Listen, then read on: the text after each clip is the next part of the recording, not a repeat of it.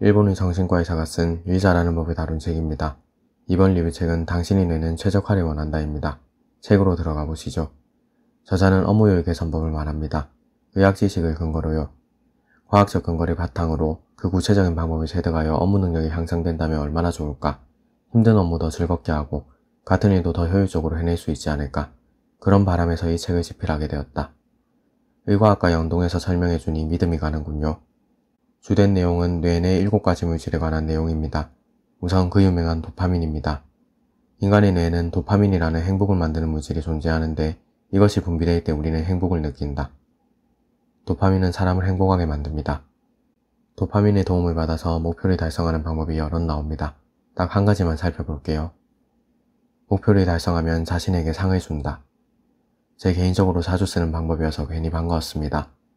독서할 때나 시험을 준비할 때 30분마다 상으로 음료수를 한 모금씩 마시거든요. 손목시계가 필수 준비물입니다. 노르아드레날린은 스트레스 상황에 분비됩니다. 위기를 극복하게끔 도와주죠. 하지만 평소에는 노르아드레날린을 억제해놔야 합니다. 쉴 때는 이를 완전히 잊고 모든 스위치를 꺼두자. 이것이 뇌를 쉬게 하는 방법이자 이상적으로 효율을 즐기는 방법이다. 머릿속에서 이를 완전히 지우는 겁니다. 스마트폰도 끄고요. 다음 내용은 뜻밖의 전개입니다. 노르아드레날린과 도파민, 이 두 가지 물질을 상품 개발에 활용할 수도 있습니다. 세상의 모든 상품은 크게 두 가지밖에 없다. 불쾌함이나 불편함을 해소하는 상품과 쾌감을 주는 상품이다. 평소 생활에서 즐겁거나 재미있거나 편리하다고 생각한 순간이 있는가? 그 쾌적함을 콕 집어주는 상품을 개발하면 히트할 수도 있다. 또는 일상생활 속에서 불편하거나 불쾌하거나 귀찮은 점을 개선해주는 상품을 개발해도 히트 상품이 될 가능성이 있다. 방금 큰돈 버는 방법이 그대로 나왔습니다. 이 책에 사업팁이 나오다니 의외네요. 불편함을 해소해주는 상품은 노르아드레날린이 연상되고 쾌감을 주는 상품은 도파민이 연상되죠. 마케팅, 카피라이팅 책을 좋아하다 보니 무척 반가운 부분이었습니다. 이번에는 세로토닌입니다.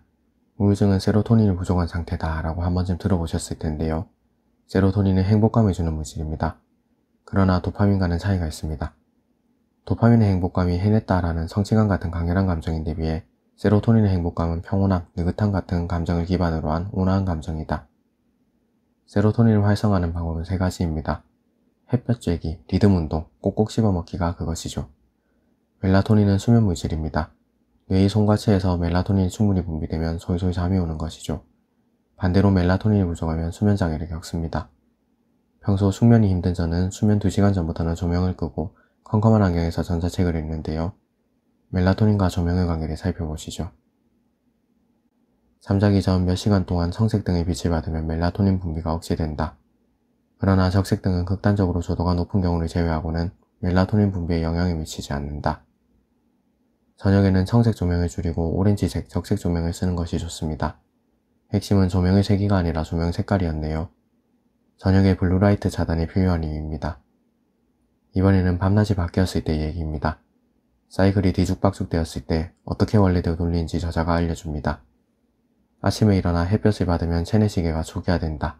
그로부터 15시간 정도 지나면 멜라토닌이 분비되며 자연스럽게 수면이 유도된다. 아침 일찍 일어나면 체내시계가 초기화되고 일찍 자고 일찍 일어나는 사이클이 시작된다. 참고로 세로토닌과 멜라토닌은 밀접한 관계가 있습니다.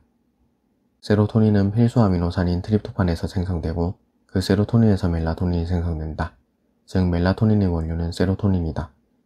이른바 세로토닌은 낮의 활동 물질이고 멜라토닌은 밤의 수면, 휴식 물질이다.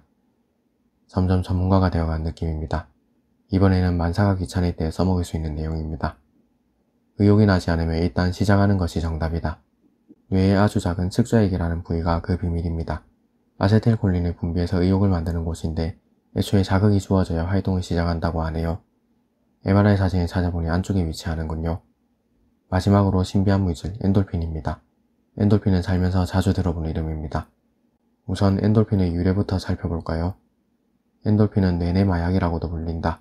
엔돌핀의 이름부터 내인성이라는 뜻의 엔도와 모르핀의 르핀이 결합되어 만들어진 것이다. 엔돌핀은 스스로 분비하는 모르핀 유사물질, 즉 내인성 모르핀이라는 의미다. 그렇다고 합니다. 엔돌핀은 스트레스 상황에 분비되어서 통증을 없애는 효과가 있습니다. 엔돌핀은 진통효과 말고도 다른 긍정적인 역할도 꽤 많습니다. 엔돌핀은 행복감을 안겨준다.